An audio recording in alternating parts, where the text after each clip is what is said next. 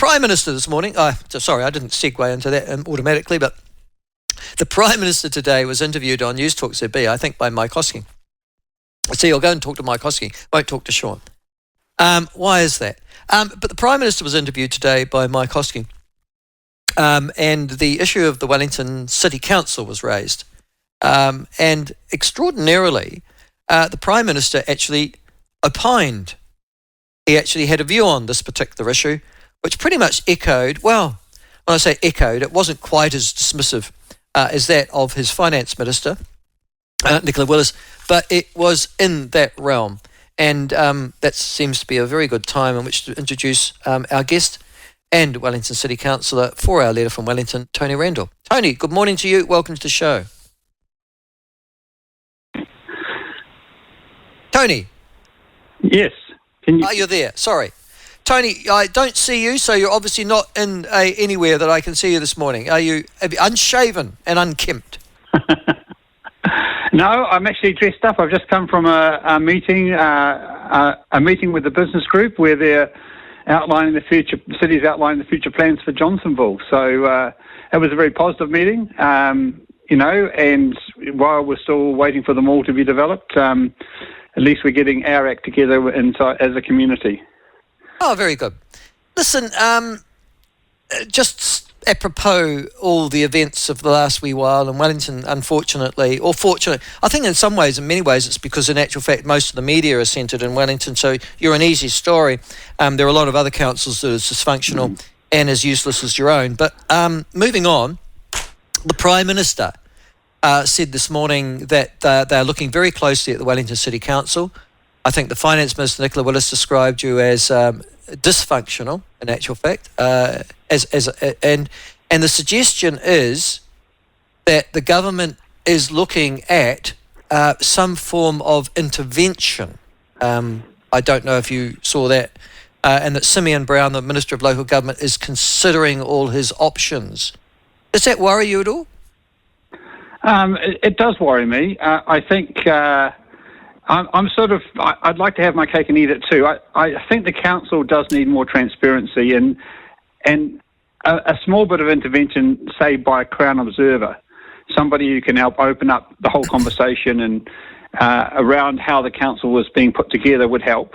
But I think commissioners replacing all the councillors, and I could be a bit selfish on that because that includes me. I think that would still be over the top. I do think that the airport share sale has become a big thing, not because it's such a huge decision, but more because the Mayor really doubled down on trying to make it happen. And that's why it's become a big deal. The scale of whether we have our money in an airport or have our money in a diversified fund, for me, it's a medium-sized decision. It's significant, but the world's not going to end if we decide not to sell the airport shares. The problem is that the Mayor, said that she was sure that it was going to the airport share was going to be sold. She campaigned on it. She didn't campaign when she was elected, but she was certainly a very big proponent of it in the long-term plan. It was a key element for her, and the fact that it didn't go her way, the majority voted not to sell in the end, meant that it's now been seen as a defeat for her. Whereas for me, it's really just an important decision we've made. Nevertheless, Nicola Willis said, what did she say? Wellington City Council's a shambles, with one of the biggest rates in the country. Wellingtonians are sort of despairing about the council's focus on itself rather than the people it's meant to serve. And the appointment of a commissioner was among a number of options available to Brown under the Local Government Act. If there's action the government can and should sensibly take, then we're prepared to. And that was pretty much echoed, as I said, by the Prime Minister this morning as well. Do you think that this is just bullshit and bluster, though, from the government? That in actual fact it's really a public, if you like, chastisement that's meant to get you to pull your head in? I think it's I think it's more serious than that. It's definitely a warning shot fired across the bow. Saying these things in public, I don't think they will say these things lightly. And I do think that this council has a spending problem. We've discussed that many times before. For me, the fact that we're going to have not selling the shares means we're going to relook at that spending and probably cut a lot of that spending is a good thing. That's something that I wanted to have happen in the previous long-term plan. And the left majority, voted to spend all this money. Now they're being forced to go back and relook at things like the Golden Mile project, like the Zero Waste program, like these green agenda-driven projects, and say we can't afford that anymore because we need some emergency funding we need to put back the emergency fund that they had planned to spend. The other thing, of course, is that you're a bad look for local government in general. I used to give the example, Tony, of taxis, that the reason that the taxi industry was deregulated in this country was because parliamentarians, and particularly the Labour government of the day, was so pissed off that it took them so long to get a taxi. When they finally got into power, they deregulated it because of their experience with Wellington taxis was so bad. Do you think potentially the view of local government coming out of the beehive is shaped by what's happening outside their front door? I think it's inevitable. Your comment about the media being at our doorstep is one of the reasons why we're always in the news is absolutely true. The City Council has its own reporter, literally full time.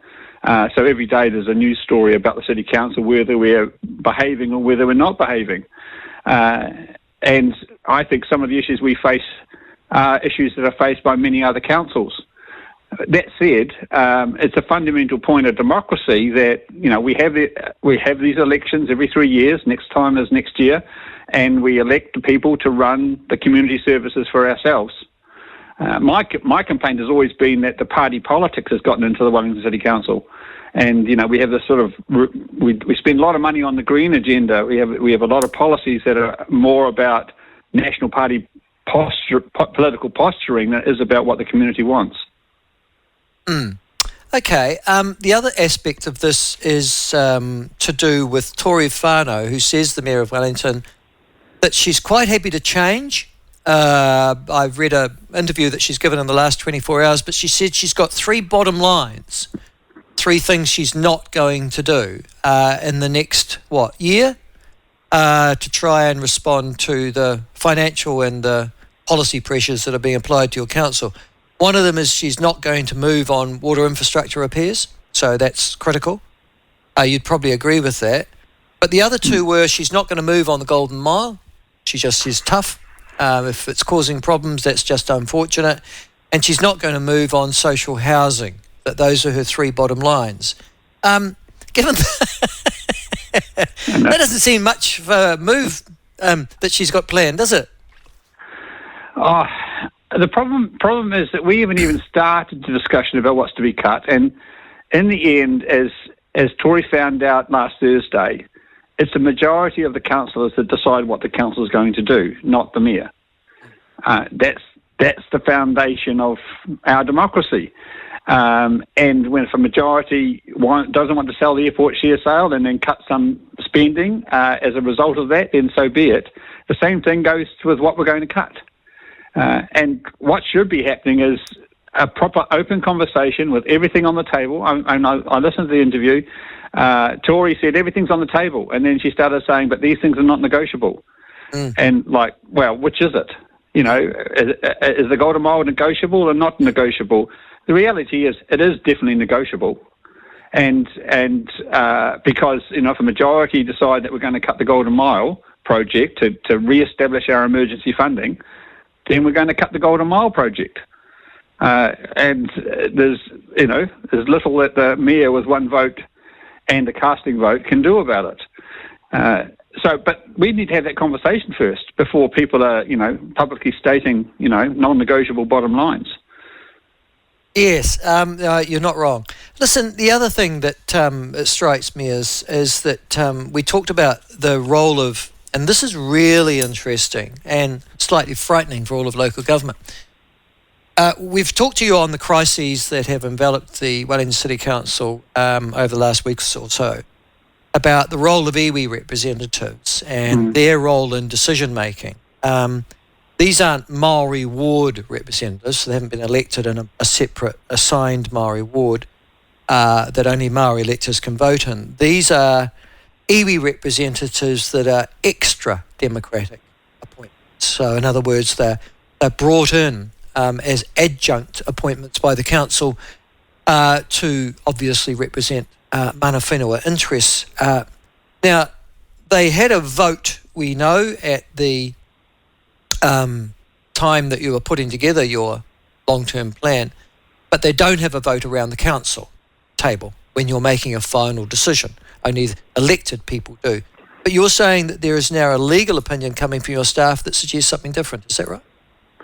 Yes, well, it's the council's legal opinion has always been that